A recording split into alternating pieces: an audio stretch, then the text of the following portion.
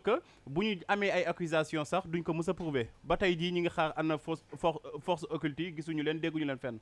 waaw mais xam nga sax au-delà sax de mars 2021 dañuy fàtte janvier 2021. Armée defoon na fi ay opération de ratissage fële ca Casamance. def benn visite guidée très bien encadrée. zone yi démantelé. waaw zone yi ñu démantelé li ñu ci njëkk dégg tombé nañu sur des valises de documents. c'est-à-dire pour rejoindre un peu Mame Birame li muy wax kenn mënu ko bañ quoi. kenn mënul bañ li Mame Birame di wax waaw valise de documents dañu njëkk wax balaa ñoo wane ay ngànnaay ak kii sax dañ ne on a trouvé des valises de documents ca jamono yooyu njëkk commencé wax ni que am na ci de hauts responsables yi nga xam ne ñu ngi làqu ci dëkk bi ndekk ne ñu ngi cotiser pour MFDC. foofu nañ ko njëkk waxee ñu ñëw mois de mars li fi xew heureusement forces armées génn gendarmerie génn xamal nit ñi ne leen ñoom gisuñu fi rebelle dégguñu fi forces occultes gisuñu fi terroriste donc loolu le débat était déjà campé mais tey bu ñu ñëwee encore à ce niveau bëgg a indiwaat le débat affaire rebelle et consort jël ay citoyens sénégalais ni ko Mame Birame waxee c'est-à-dire je crois que xeex politique jaru ko absolument jaru ko dans la mesure où on a vu un peu le magistère de Diouf dégâts yu mu jur ci genre situation yu mel nii démb bi ma toogeek bi ñu doon def édition d'histoire dama ko doon wax Nafissatou ne ko dinaa la may benn rapport bi nga xam ne Mbaye Jacques Diop à l'époque moo ko defoon il a fait en sorte que lu mot 367 fonctionnaires yi nga xam ne sur la base de soupçon rek nee nañu Mame Birame bi Sané la sant ci tel damoon na Casamance rebelle la. Ah bon? Si bi ci gën a gis nga ban moo ci gën a metti je ne l'oublierai jamais benn paa la parce que maag doomam dama xamoon doomam bu baax. Liberté 3 bi ku ko laaj xam na ko il a été l'imam là-bas. benn paa Koli paa bi sax ci kaso bi la gaañu. paa bi papam gaañu mu dem et il était le patron du réseau administratif de communication du Sénégal gis nga ni mu sensibiliser. mu dem papam gaañu mu dem dellu suñu téye ko ne ko dafa yóbbu woon ay information pour MFDC gis nga yooyu tey loolu nañu war a bañ waruñu nangu aussi ce dictat des politiques ñoom seen biir nañu régler seen bopp nañu jiiñante lu leen neex mais nañu bañ a stigmatiser benn askan parce que daanaka boo ko xoolee historique rébellion bi yëpp li ko jax ñu naan ko rébellion wax indépendantisme yëpp ci yu mel nii la ay genre yu ndaw détails yu ndaw a ndaw si la départ. Donc loolu je crois que il faut que tey en 2022 ñii nga xam ne ñoo naxoon président Abdou Diouf ñooñu ce sont les mêmes ou seeni doom ou seeni sët qui tourne autour du président Macky Sall mais man Moussa question bi may posé bëgg sénégalais yëpp di ko posé wu. Pourquoi de 1960 ba 1982. sous Senghor mais pourquoi mbir mi kenn mësu ko dégg. c'est-à-dire moi je dis que il faut que sénégalais yi posé wu la question. et boo boog déggee man directive yi nga xam ne Senghor dénkoon na ko Abdou Diouf. bi mu koy jox nguur gi. cette question là si la bokkoon parce que en fait man sama papa li ma wax mu ne ma dafa toog benn jour Senghor ne ko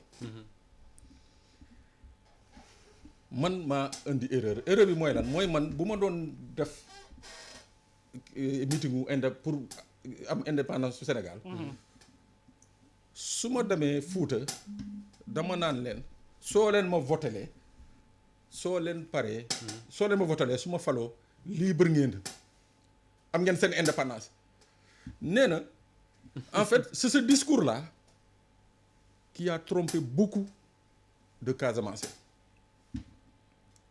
nee na c'est ce discours là mooy boo leen ma falee rek. da ngeen am seen indépendance. les gens n'ont pas compris l'indépendance. du Sénégal moom seen bopp yéen moom seen bopp noonu ñenn jàpp ni séparation. voilà exactement. donc les mauvais esprits ñoo jël loolu profité tey boo jëlee ko mel ni Bala Moussa Daffé mu ngi dund c'est un témoin vivant de l'histoire il a été membre du MFDC. mais kooku boo toogee di wax ak moom il te dit que ce qui se passe là ñun on l'a musuñu ko wax ñun li ñu doon wax mooy que tey jii bu ñu jëlee Moustapha Diop affecté ko Ziguinchor mu ñëw ñi jël ma man Pape Sané yóbbu ma Louga nii ñuy traité Moustapha Diop fii Ziguinchor Pape Sané bu eggee Louga dañ ko traité noonu ñu ne voilà justement yu mel noonu yooyu nee na ñoom c'était ça leur problème mais du woon ay affaire wu xeex yi ay kërën-kërën ne mosuñu dugg ci loolu donc il faut que tey jii je crois que les gens reviennent à la raison terme rebelle bi nag ça commence à être galvaudé te wax dëgg yàlla mun na jur la nga xam ne ñaanuñu ko. xale yi ñu ngi koy fowee sax ku nekk di dugal sa profil di naan je suis rebelle et lu mën a ñàkk la. mais waa ji Pape Mame Birame mënuñu woon a bu fekkee ne xamoon nañ ne Sindian la jógee te xamoon nañ loolu lépp ci moom ba mu àggee Ziguinchor war a garage yu mel noonu mënuñu fu ñu arrêté rek. yóbbu ko commissariat Ziguinchor coono yam fa. démb maa ngi ci débat kenn mu ne ma. waaw arrêté wuñ ko foofu parce que dañu doon poursuivre enquête bi di xool fan la jëm. xam nga loolu xel la. nit jóge fenn. ngay xool lu ko tax a jóg. bu nekkee très bien bu nekkee dans un cas sérieux nga ne da nga koy bàyyi pour xool fan la jëm nga topp ko. mais bu boobaa doo ko arrêté mbaaw. da ngay bàyyi ba mu yegg yow da nga soupçonné ci manifestation ba la jëm bàyyi ko mu yegg ci manifestation. nga jàppee ko foofu. waaw mën nga bàyyi ba mu àgg place de la nation. nga ne ko nip nga ne ko nip. bu nekkee nag dafa fekk mu yor ay explosif ak ay fetal. bu boobaa ñun duñ toog fii sax xanaa di. kenn du nga wax loolu kenn du nga mais xam nga Moustapha man depuis Farba Senghor toog mu ne am na ay rebelles yoo xamante ni moom moo leen di entretenir.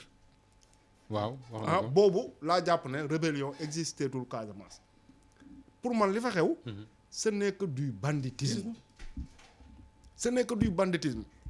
am na benn année bu ma dem Goudomp. yegg ba Senghor. bugguma wax année bi parce que ki ko doon commandé année boobu sama promotionnaire la moom moo taxoon ma dem fa.